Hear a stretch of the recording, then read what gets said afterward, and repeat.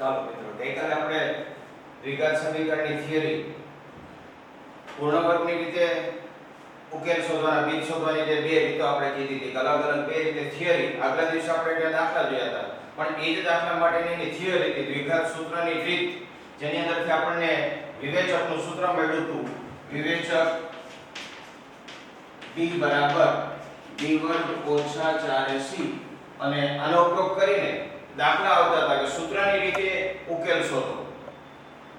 પછી સૂત્રની રીતે ઉકેલ શોધવાના દાખલા આપણે કર્યા. પછી વિવેચકના આધારે બીજના ત્રણ પ્રકાર છે.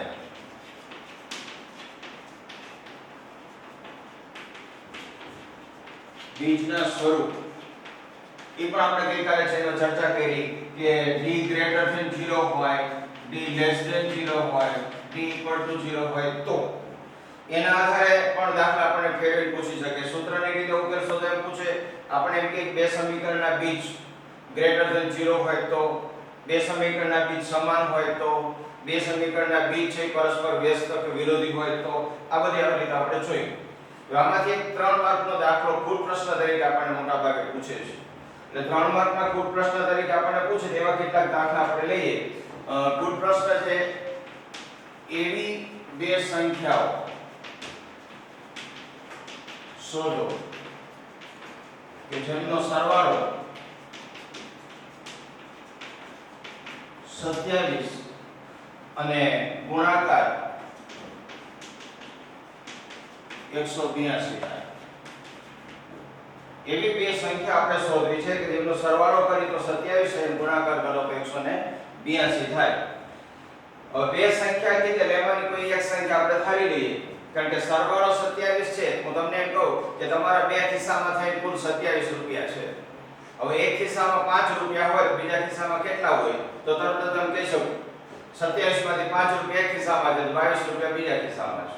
હું એમ કહું તમારા એક ખિસ્સામાં 7 રૂપિયા છે, બીજા ખિસ્સામાં કેટલા હોય? તો કે 20 હોય. તરત જ આપણે ખબર પડી જાય કે 27 માંથી એકમાં 7 હોય તો 27 માંથી 7 બાદ કરો એટલે બીજામાં હોય.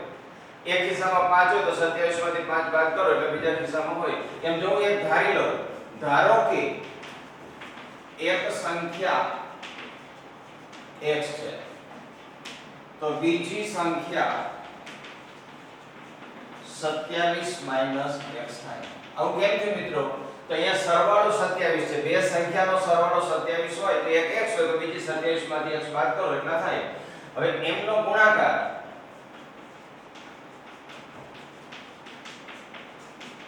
= 182 છે. તો આ બેનો ગુણાકાર કરશું તો 182 થાય છે.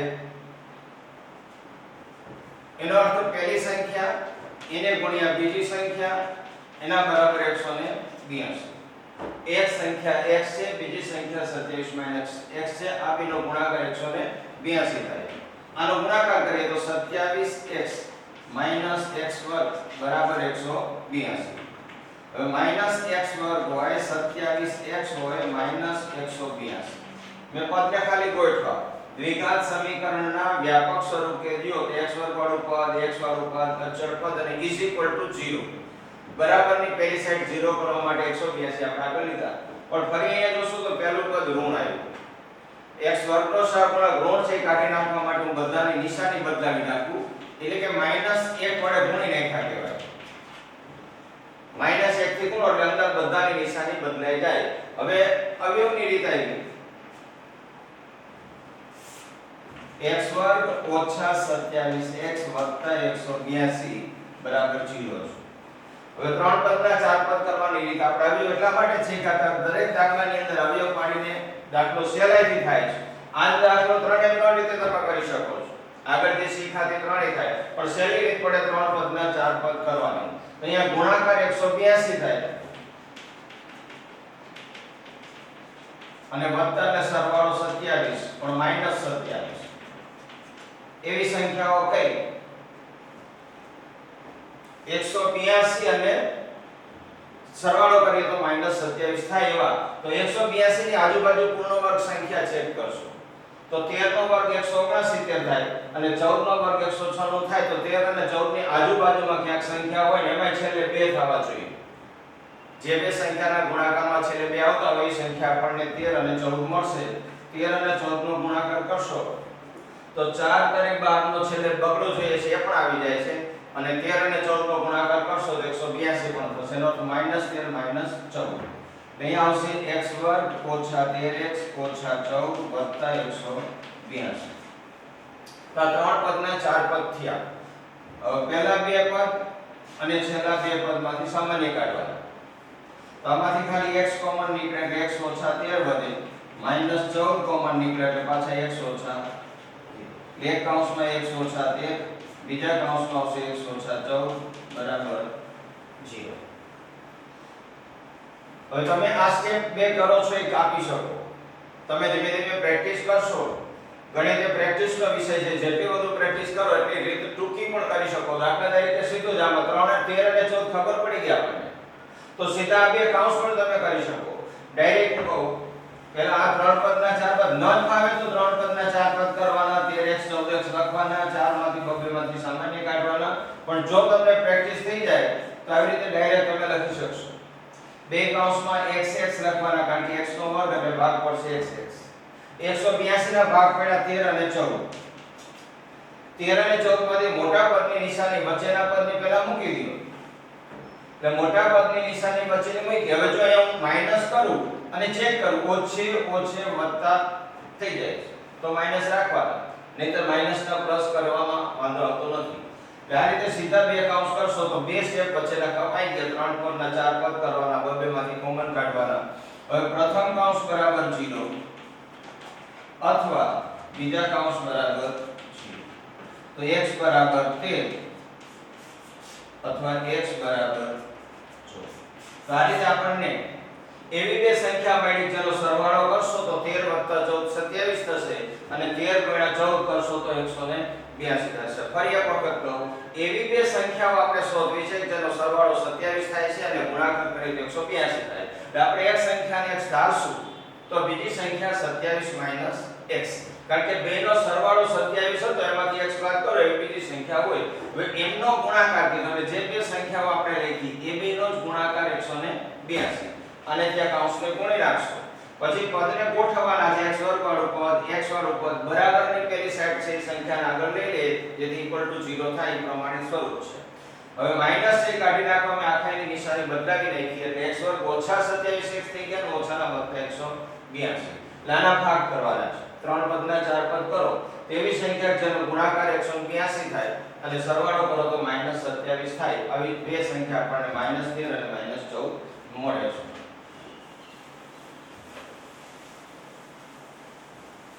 એવી જ એક બીજી રકમ લઈએ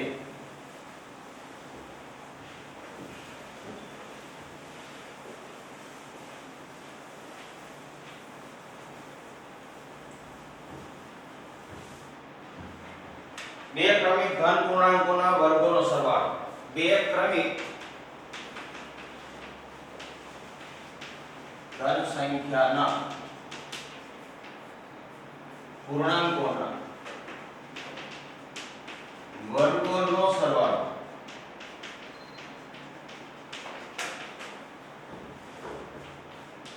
બે ક્રમિક ધન પૂર્ણાંક સંખ્યાના વર્ગોનો સરવાળો 365 થાય છે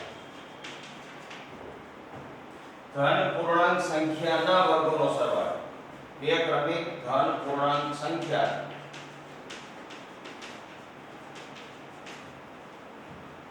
હવે બે ક્રમિક કીધી છે યુગ્મ અયુગ્મ આવું કઈ નથી કીધું યુગ્મ કે અયુગ્મ આવે તો x x + 2 લેવા પડે અહીંયા બે ક્રમિક ધન પૂર્ણાંક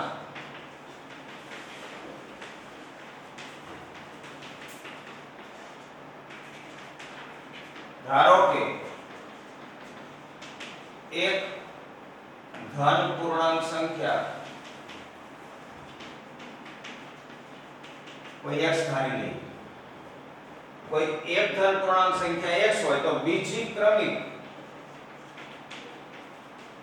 તો યાદ કરજો આપણે એટલા માટે વચ્ચે સંખ્યાના ગુણધર્મના આધારે સંખ્યાના પ્રકાર લીધા હતા પ્રાકૃતિક સંખ્યા એકી ધન પૂર્ણાંક સંખ્યા બેકી ધન પૂર્ણાંક સંખ્યા યુગ્મ સંખ્યા અયુગ્મ સંખ્યા અવિભાજ્ય સંખ્યા તો એ રીતે અહીંયા બે ક્રમિક સંખ્યા જ છે ખાલી બે ક્રમિક યુગ્મ બે ક્રમિક અયુગ્મ આવું કઈ નથી કીધું બે ક્રમિક હોય દાખલા તરીકે 5 તો એના પછી 7 18 હોય તેના પછી 19 37 હોય તો 38 એટલે એક ઉમેરવાથી એના પછીની ક્રમિક સંખ્યા થઈ જાય બે ક્રમિક સંખ્યા છે ખાલી એટલે એક સંખ્યા x હોય તો બીજી ક્રમિક પૂર્ણાંક સંખ્યા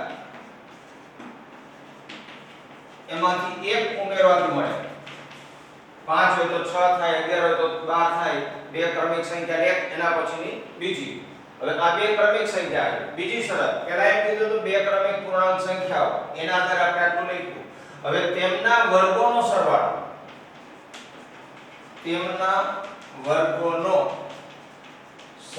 એટલે પહેલી સંખ્યા જે આપણે થઈ રહી છે એનો વર્ગ બીજી જે સંખ્યા ક્રમિક છે એનો વર્ગ એક પૂર્ણાંક સંખ્યાનો વર્ગ બીજી ક્રમિક પૂર્ણાંક સંખ્યાનો વર્ગ અને એનો સરવાળો છે 365 છે હવે આનો વર્ગ કરશું તો x વર્ગ આના કૌંસ ઉપરનો વર્ગ છોડશો તો x વર્ગ વત્તા 2x વત્તા એક કૌંસ ઉપર વર્ગ એ પૂર્ણ વર્ગ છે એટલે પહેલા પદનો વર્ગ નિયમના 2 થી ગુણવાના એટલે 2x અને 1 નો વર્ગ 1 -365 આ બાજુ લઈ લઉં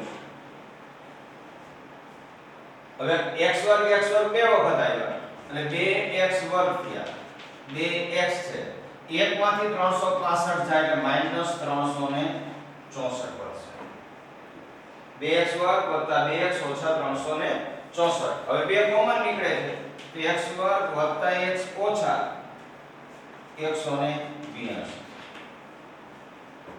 તો જો અહીંયા રકમ એવી જાય પાછો ગુણાકાર કરો x વર્ગ વત્તા x ઓછા 182 બરાબર 0 છે અહીંયા ત્રણ પદના ચાર પદ કરવાની રીત યાદ કરીએ તો ગુણાકાર કરો તો 182 થાય -182 અને બાદબાકી કરો તો 1 થાય અને આગળના દાખલામાં પણ ગુણાકાર 182 હતો અને સરવાળો 27 હતો અહીંયા જે ગુણાકાર આવ્યો 182 આવ્યો પણ એ બાદબાકી કરો તો 1 થાય એવી સંખ્યા તો એ સંખ્યા પણ 13 અને 14 જ થાય 13 અને 14 નો ગુણાકાર કરશો તો 182 થશે 13 અને 14 ની બાદબાકી કરશો તો 1 થશે પણ 13 અને 14 માં મોટા પદની નિશાની વચ્ચેની નાનું પદ છે -14 અને 13 બે ભાગ પડ્યા પણ એમાં મોટું પદ 14 છે વત્તા કરો નાનું પદ છે 13 માઈનસ કરો તો વત્તે ઓછા પણ થઈ જાય એટલે આમાં પણ આપણે સીધા બે કૌંસ કરી શકશું હવે આ પ્રેક્ટિસ કરવાની x x 1 માં 14 1 માં 13 વત્તા 14 અને ઓછા 13 સીધા ચાર પદના બદલે સીધા બે કૌંસ કર્યા જે બે ભાગ મળ્યા એ બે કૌંસમાં આપણે મૂકી દીધા તેથી x 14 બરાબર 0 અથવા x ઓછા 13 બરાબર અહીંયા એક ફરક આવ્યો બધું દેખીતી રીતે એવું લાગે ગુણાકાર 182 સરવાળો બાદબાકી તો પહેલામાં સરવાળો 27 થતો હતો એટલે -13 ને -14 બે માઈનસ હતા અહીંયા તફાવત 1 થાય છે એટલે 14 માંથી 13 જાય તો 1 આટલો ફરક પડે છે એટલે અહીંયા x બરાબર 14 માઈનસ થશે અને x બરાબર 13 થશે ફરીથી રકમમાં ધ્યાન દો તો ખ્યાલ આવશે ધન પૂર્ણાંક સંખ્યા કીધી છે આપણને જે સંખ્યા પૂછી છે એમાં ધન પૂર્ણાંક સંખ્યા કીધી છે -14 છે ધન નથી પરંતુ -14 એ ધન પૂર્ણાંક નથી માટે x બરાબર -14 શક્ય નથી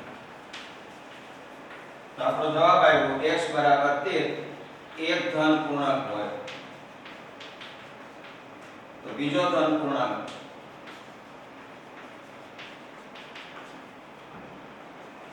x વત્તા 1 13 વત્તા 1 બરાબર 14 તો આ રીતે અહીંયા આપણને બે ધન પૂર્ણાંકો કીધા હતા બે ક્રમિક ધન પૂર્ણાંક હોય તો એકને x કહો તો બીજાના પછીનો તર્ક x + 1 થાય તેમના વર્ગોનો સરવાળો શરત છે વર્ગો એટલે પહેલી સંખ્યાનો વર્ગ તો બીજી સંખ્યાનો વર્ગ એનો સરવાળો 365 થાય હવે અહીંથી સહેલું છે પણ મોટા ભાગે કુલ પ્રશ્નોના દાખલા છે એની અંદર તમારે મેક્સિમમ પ્રેક્ટિસ કરવી પડે તો કોને x ધારશું અને શરત પ્રમાણે દ્વિઘાત સમીકરણ સુધી પહોંચવું આ મહત્વનું છે એ આવડી ગયા પછી તમને અવયવના આધારે ઉકેલ શોધવાના પીચ શોધવાના છે એટલે આ રીતે આપણે બે ધન પૂર્ણાંક સંખ્યાઓ એક x બરાબર 13 હોય તો બીજી એના પછીની x + 1 એટલે કે 13 + 1 14 એવી બે ધન પૂર્ણાંક સંખ્યાઓ મળે કે જેનો વર્ગોનો સરવાળો કરશો તો 365 થશે. 13 નો વર્ગ વત્તા 14 નો વર્ગ 169 વત્તા 196 એ બેનો સરવાળો કરો તો 365 આપણને મળશે.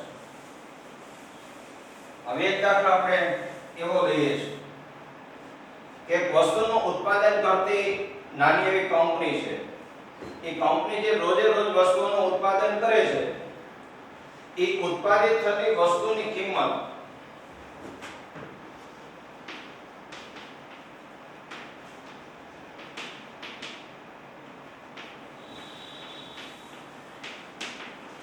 વસ્તુનું ઉત્પાદન કરવામાં આવે તે વસ્તુની ઉત્પાદન કિંમત તે દિવસે ઉત્પન્ન થતી જે વસ્તુની સંખ્યા હોય ઉત્પાદન કિંમત તે દિવસે ઉત્પન્ન થતી વસ્તુની સંખ્યાના બમણા કરતા 3 વધુ. ફરીથી રકમ સમજો. એક લઘુ ઉદ્યોગ એટલે કે કુટીર ઉદ્યોગ કહીએ અથવા ગૃહ ઉદ્યોગ કહીએ એવો નાનો ઉદ્યોગ છે કે ઘરમાં કોઈ વસ્તુનું ઉત્પાદન કરે છે. હવે જે વસ્તુનું ઉત્પાદન કરે છે વસ્તુના ઉત્પાદનની કિંમત એટલે કે એક વસ્તુની કિંમત એ કેટલી તો કે તે દિવસે જે વસ્તુઓનું ઉત્પાદન થાય એની સંખ્યા 20 નંગ ઉત્પન્ન થાય 30 ઉત્પન્ન થાય 50 ઉત્પન્ન થાય જે સંખ્યા ઉત્પાદન થતી સંખ્યાના બમણા કરતા 3 વધારે છે. એટલે આપણે અહીંયા ઉત્પાદન થતી સંખ્યા નથી કરવી પડે. એટલે ધારો કે એક દિવસમાં ઉત્પાદન થતી વસ્તુની સંખ્યા x છે. એટલે કે એક સંખ્યામાં વસ્તુ ઉત્પન્ન થાય છે 15 નંગ 25 નંગ જે કાંઈ હશે તે નાનો કુટીર ઉદ્યોગ અથવા તો લઘુ ઉદ્યોગ ગૃહ ઉદ્યોગ જેવો એકમ છે એમાં એક દિવસમાં એક સંખ્યા જેટલા વસ્તુઓ બનાવે છે. હવે વસ્તુની ઉત્પાદન કિંમત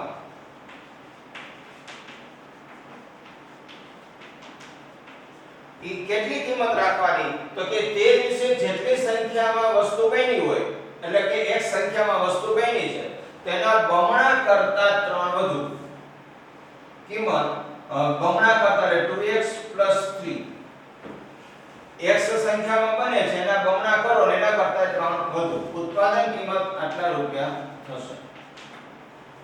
ફરી એક વખત કહું એક નાના ગૃહ ઉદ્યોગ લઘુ ઉદ્યોગની અંદર કોઈ વસ્તુનું ઉત્પાદન કરવામાં આવે છે. ઘણા નાના કલાકારો જે માટી કામ કરતા હોય હસ્તકલાનું કામ કરતા હોય આવા જે નાના એકમો ચાલતા હોય એમાં વસ્તુનું ઉત્પાદન થાય છે એની કિંમત તે દિવસે ઉત્પન્ન થતી વસ્તુની સંખ્યાના બમણા કરતા 3 વધુ. એટલે વસ્તુની સંખ્યા નક્કી કરીએ કે આપણે x વસ્તુ અંદર ઉત્પન્ન થાય છે x સંખ્યામાં ઉત્પન્ન થાય છે તે સંખ્યાના બમણા કરો અને એમાં 3 ઉમેરો એટલા રૂપિયા 1 ની કિંમત થઈ. હવે આપણે આગળ કેવું કહેવામાં આવ્યું છે કે જો તે દિવસે ઉત્પાદન ખર્ચ 90 રૂપિયા હોય તો કેટલી વસ્તુ નું ઉત્પાદન થયું હશે.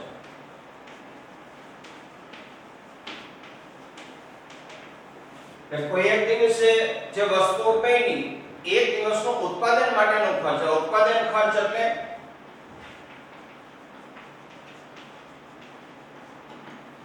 વસ્તુની સંખ્યા એને ગુણ્યાની કિંમત. માનો કે 25 બોલ પેન બની હોય તો 25 એ બોલ પેનની સંખ્યા છે. હવે એક બોલ પેનની કિંમત 10 હોય તો 25 ગુણ્યા 10 એટલો ખર્ચ થાય. આ સમજવા માટે એટલે વસ્તુની કિંમત ગુણ્યા વસ્તુની સંખ્યા આટલું ઉત્પાદન ખર્ચ થાય.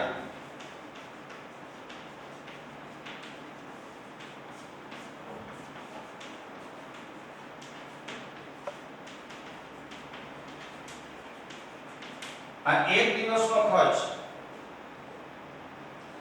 જેટલી વસ્તુ બની તે નંગ અને એક નંગની જે કિંમત છે એ બેનો ગુણાકાર એટલે x વસ્તુ બની આપણે એવું ધાર્યું હતું કે એક દિવસમાં ઉત્પન્ન થતી વસ્તુની સંખ્યા x છે અને એ સંખ્યાનો ઉત્પાદન ખર્ચ સંખ્યાના બમણા કરતા 3 વધારે છે એટલે સંખ્યા ગુણ્યા ઉત્પાદન કિંમત એટલે કુલ ઉત્પાદન કિંમત થાય 90.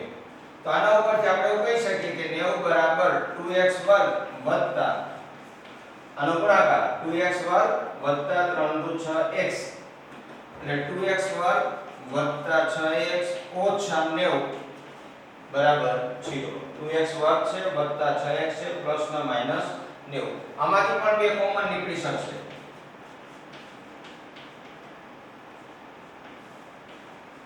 તો આ રીતે x વર્ગ વત્તા 3x ઓછા 45 બરાબર 0.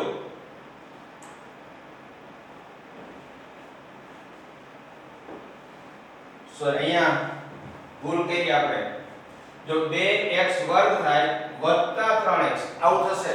મેં અગાઉ એક ઉદાહરણ તમને આપ્યું હતું કે જેટલું સહેલું એટલે આપણે ઉતાવળ થવાની સંભાવના અને ભૂલ થવાની સંભાવના જે આપણે અહીંયા જોયું કે આનો ખાલી ગુણાકાર કરશો તો 2x વર્ગ થશે વત્તા 3x થશે.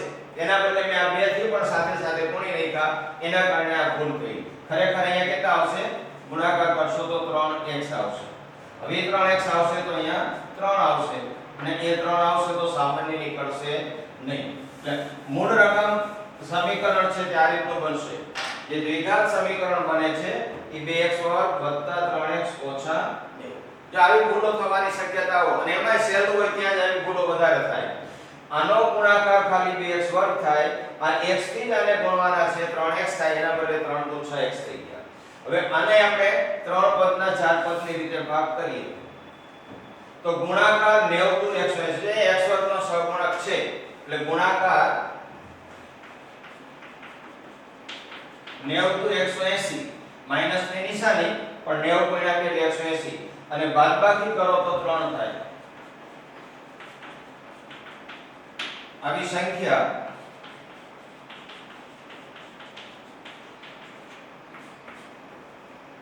કઈ સંખ્યા મળશે જેનો ગુણાકાર કરશો તો 180 થશે અને બાદબાકી કરશો તો 3 થાય. 90 દુ 180 થાય 60 કરી 180 થાય. એ રીતે ચેક કરતા જશો તો 15 12 180 15 અને 12 નો ગુણાકાર કરશો તો 180 થશે. 15 અને 12 ની બાદબાકી કરશો તો 3 થશે. હવે 15 અને 12 નો ગુણાકાર 180 થાય 15 માંથી 12 જાય તો 3 થાય. સંખ્યા નક્કી થઈ ગઈ. હવે બે માંથી મોટી સંખ્યા હોય એની વચ્ચેના પદની નિશાની એટલે 3 પ્લસ છે એટલે 15 વત્તા અને 12 ઓછો. આ રીતે ભાગ પડશે 2x વર્ગ વત્તા 15x ઓછા 12x ઓછા 90 બરાબર 0. પહેલા બે પદ છેલ્લા બે પદ આમાંથી કોમન નીકળશે ખાલી 2 x એટલે 2x વત્તા 15 એ 180 છે 90 લખ્યા છે. ઠીક આ 90 જ આવશે અહીંયા. એટલે 15 12 180 ગુણાકાર થવો જોઈએ અને બાદબાકી કરો તો 3 થાય. એવો ભાગ પડ્યા આપણને 15 અને 12. હવે 2x વર્ગ વત્તા 15x ઓછા 12x ઓછા 90. હવે આમાંથી કોમન નીકળ્યા ખાલી x તો વધ્યા 2x વત્તા 15. વચ્ચે માઈનસ ની નિશાની છે પણ આ બે માંથી કોમન નીકળશે.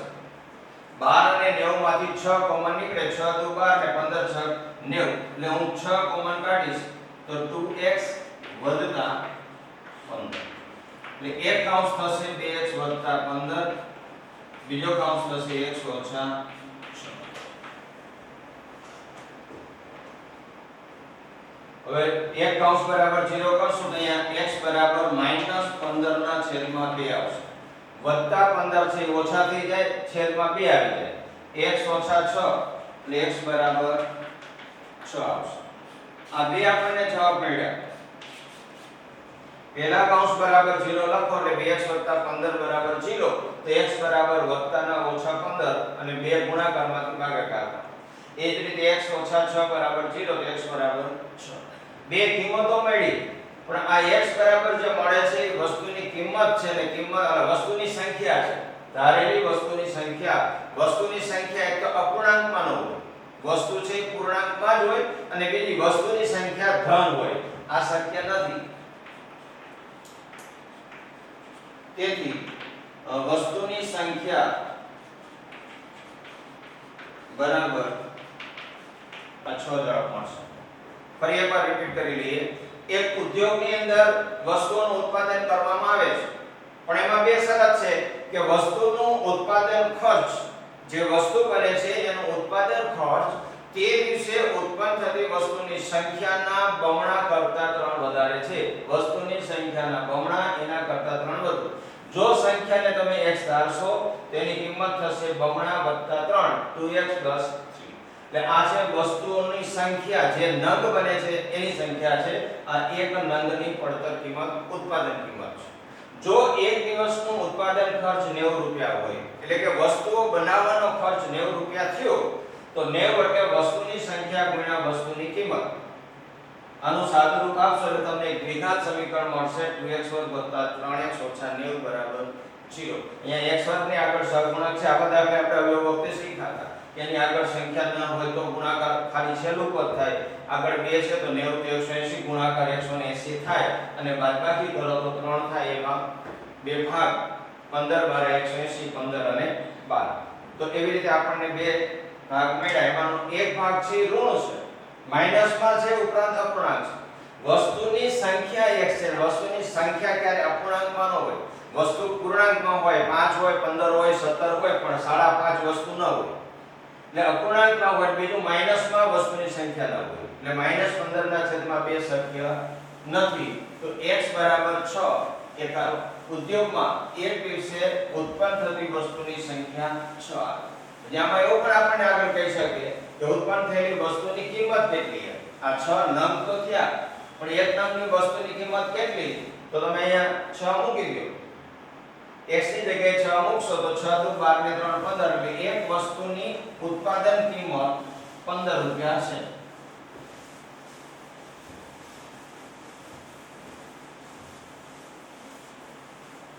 ફરી એક દાખલો લઈએ. એક લંબચોરસના વિકર્ણની લંબાઈ, એક લંબચોરસ છે.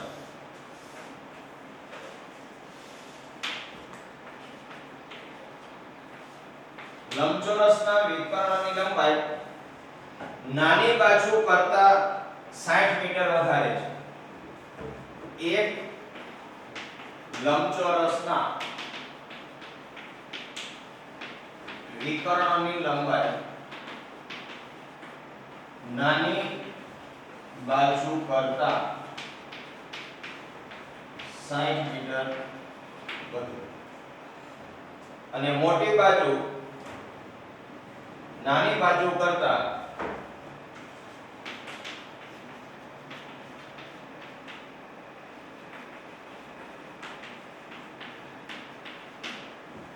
30 મીટર વધારે છે.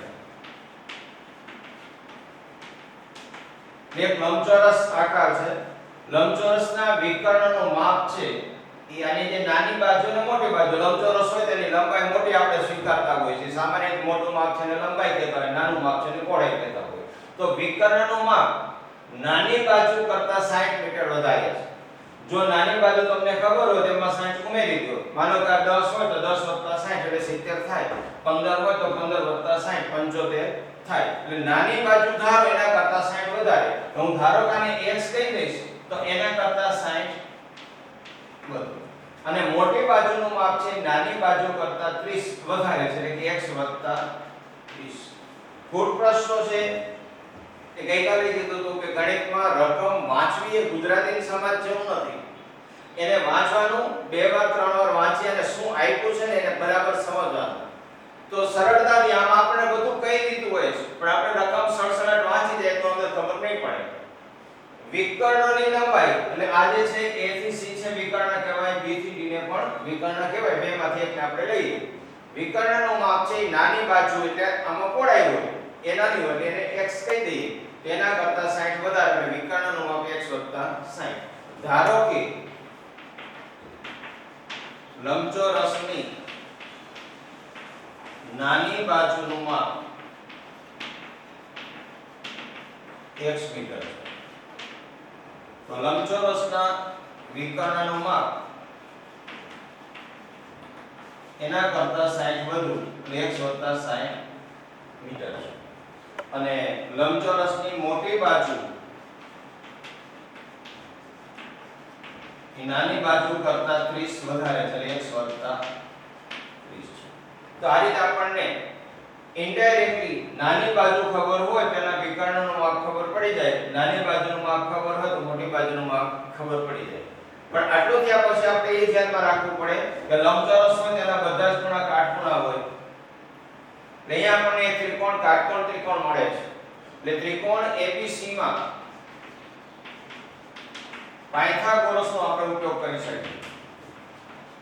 અહીંયા જે લંબચોરસ આકૃતિ દોરી જેમાં ત્રિકોણ ABC એ કાટકોણ ત્રિકોણ થાય છે. એટલે કાટકોણ ત્રિકોણ ABC માં પાયથાગોરસનું સૂત્ર વાપરશું તો કર્ણનો વર્ગ બરાબર બાકીની બે બાજુના વર્ગનો સરવાળો. AC વર્ગ બરાબર AB વર્ગ વત્તા BC વર્ગ. અહીંયા આવશે x 60 એનો વર્ગ, આ x નો વર્ગ, આ x 30 નો. હવે કૌંસ છોડશું તો x વર્ગ 60 * 120 x 60 નો વર્ગ 36. આ x વર્ગ અહીં કૌંસ ઉપરનો વર્ગ છોડશો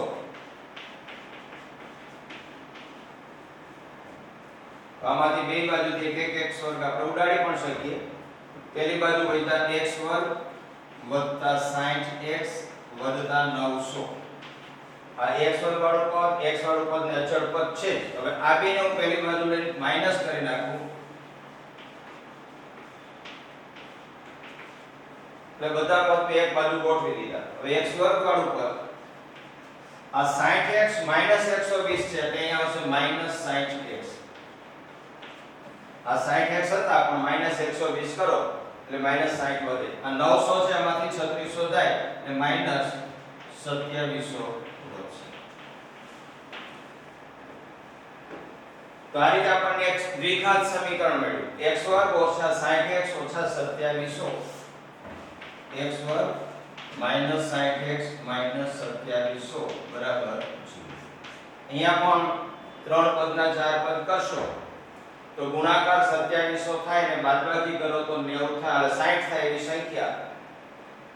જો બે શૂન્ય છે આગળના બે સંખ્યાનો ખાલી વિચાર કરો તો 9 તરી 27 ને 9 માંથી 3 જાય તો 6 એટલે 9 તરી 27 થાય, 9 માંથી 3 જાય તો 6. બંનેમાં એક શૂન્ય મૂકશો એનો અર્થ થાય 90 અને 30 ગુણાકાર કરો તો 90 અને 30 નો ગુણાકાર કરશો તો 2700 થશે અને 90 અને 30 ની બાદબાકી કરશો તો 60 થશે. એટલે સીધા જ બે કૌંસની રીતે તમે અહીંયા કરી શકશો x x 90 અને 30. પણ નિશાની કોની તો કે મોટા પદની નિશાની વચ્ચેની. આ મોટું પદ છે માઈનસ એટલે અહીંયા માઈનસ આવશે, અહીંયા પ્લસ આવશે. x - 90 બરાબર 0 અથવા x + 30 બરાબર 0. તો x બરાબર 90 મીટર નાની બાજુનું માપ.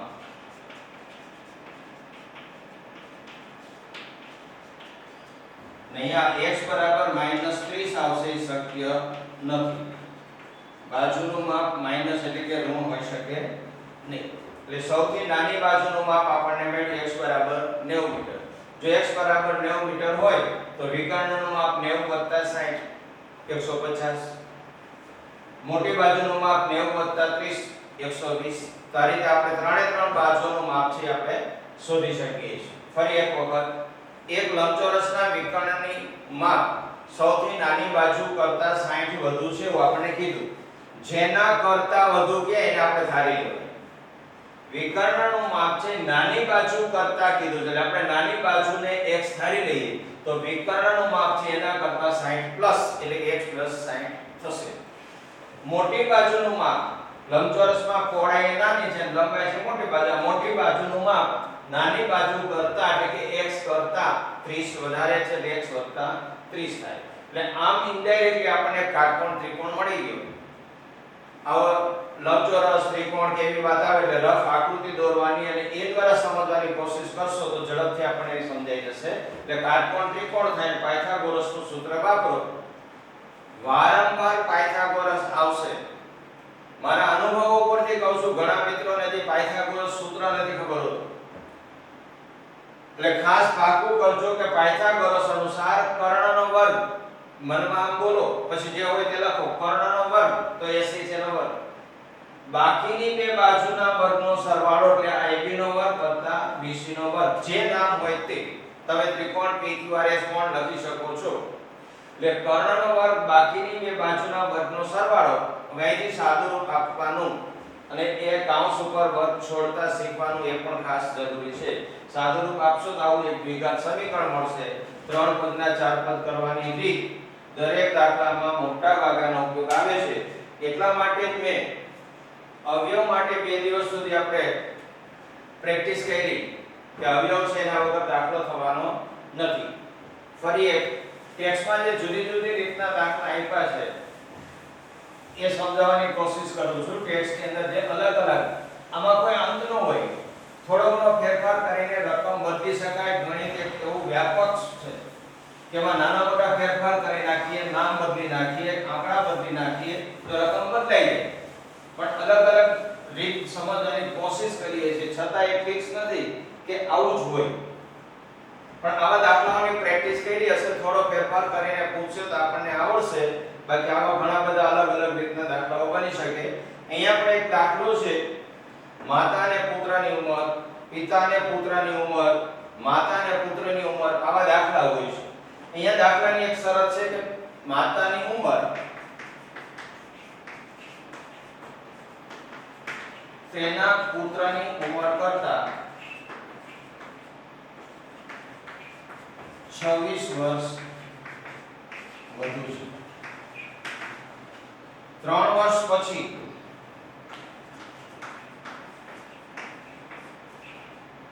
બંનેની ઉંમરનો ગુણાકાર 360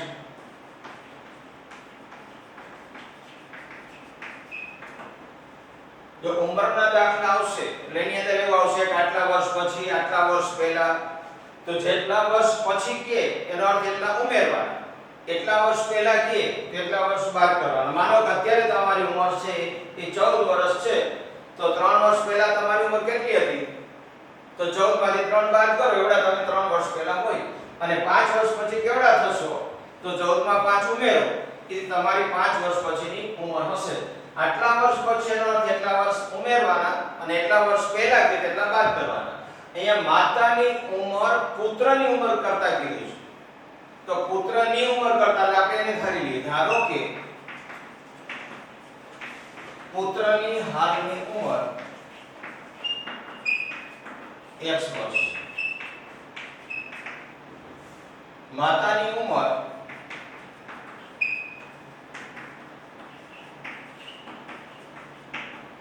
કુલ પ્રશ્નોમાં આખી રકમ એક સાથે વાંચી જવાની નહીં, કે જેમાં કઈ ખ્યાલ ના એક એક શરત આપી છે, શરતને બરાબર ધ્યાનમાં લ્યો. પહેલું તો રકમ પરથી નક્કી કરો કે અહીંયા ચલ x કોને તમે ધારશો. એવું જરૂરી નથી પુત્રને ધારી શકાય, માતાને ધારી શકો, પણ એને સમજવું અને એને સ્વરૂપમાં લખવું થોડું ઓકવર્ડ પડે છે. સરળ એ પડે કે જેના કરતા કે એને ધારવા. એટલે પુત્રની ઉંમર કરતા વધારે જેમ કે પુત્રની ઉંમર આપણને ખબર હોય તેમાં એટલે ઉમેરી દઈએ, માતાની ઉંમર થઈ જાય.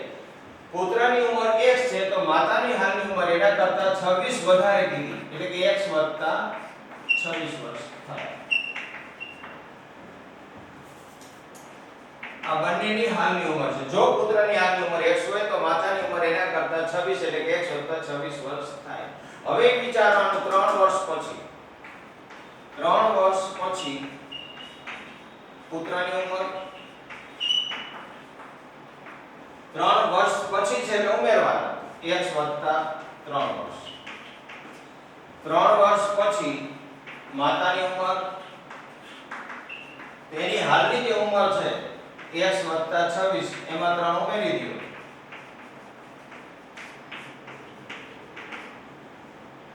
આ બંનેની હાલની ઉંમર છે. પુત્રની અત્યારે ઉંમર x વર્ષ હોય તો માતાની અત્યારની ઉંમર x + 26 હોય. 3 વર્ષ પછી પુત્રની ઉંમર થશે x + 3, તો 3 વર્ષ પછી માતાની ઉંમર થશે x + 26 + 3 એટલે કે x + 29. હવે એ બેનો ગુણાકાર, 3 વર્ષ પછીની ઉંમરનો ગુણાકાર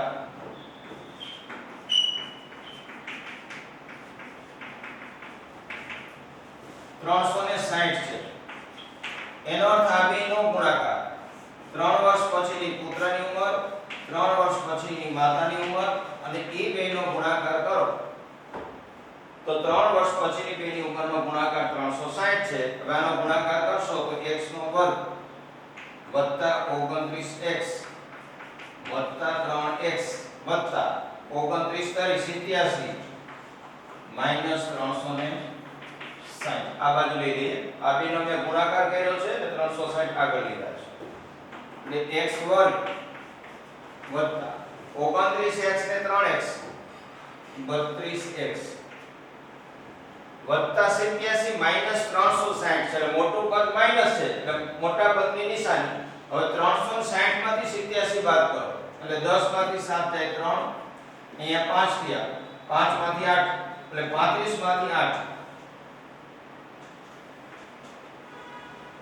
360 માંથી 87 આપણે બાદ કરવા છે એટલે 10 માંથી 7 જશે તો અહીંયા 3 આવશે અહીંયા 5 થઈ જાય એટલે કે 35 માંથી 8 જાય તો 5 ને 3 એટલે 27 એટલે 273. તો આ રીતે એક દ્વિઘાત સમીકરણ આપણને મળ્યું. x વર્ગ વત્તા 32x ઓછા 273 બરાબર 0. હવે ગુણાકાર કરશો તો માઈનસ 273 મળે અને બાદબાકી છે માઈનસ એનો અર્થ બાદબાકી કરો તો 32 થાય એવી બે સંખ્યાઓ કઈ કઈ? એવી બે સંખ્યા કઈ કે જેનો ગુણાકાર કરો તો 273 થાય અને બાદબાકી કરો તો 32 થાય. હવે સીધી રીતે આપણને ભાગ ન મળે તો આપણે આવું પણ કરવું પડે 273 ભાગ્યા આ રીતે આમ કરતા જાઓ અને એના આધારે આપણને એવી સંખ્યા મળશે.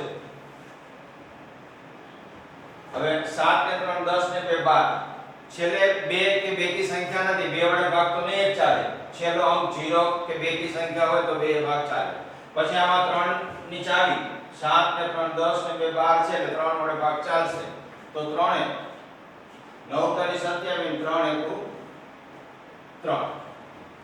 હવે આનો ભાગ 9 ને 1 10 થાય એટલે 3 નો ચાવી લાગુ નહીં પડે 4 ની ચાવી લાગુ નહીં પડે સીધા 13 7 91 આવશે. આ બે અવિભાજ્ય કારણ કે 91 છે એના ભાગ 13 7 91 શું એ પડશે નહીં. તો આજે ભાગ પડ્યા એમાંથી ચેક કરો 13 તારીખ 39 39 ગુણ્યા 7 કરશો તો આ મળશે અને 39 માંથી 7 ની બાદબાકી કરો જોઈએ તેવા બે ભાગ મળ્યા આપણને 39 અને 7 તો -39 મોટા પદની નિશાની પ્લસ અને નાના પદની નિશાની માઈનસ. 39 માંથી 7 જાય તો 32 થઈ જાય અને 39 ગુણ્યા 7 કરો તો 273 થાય. એનો અર્થ એના બે કાઉન્સ થઈ ગયા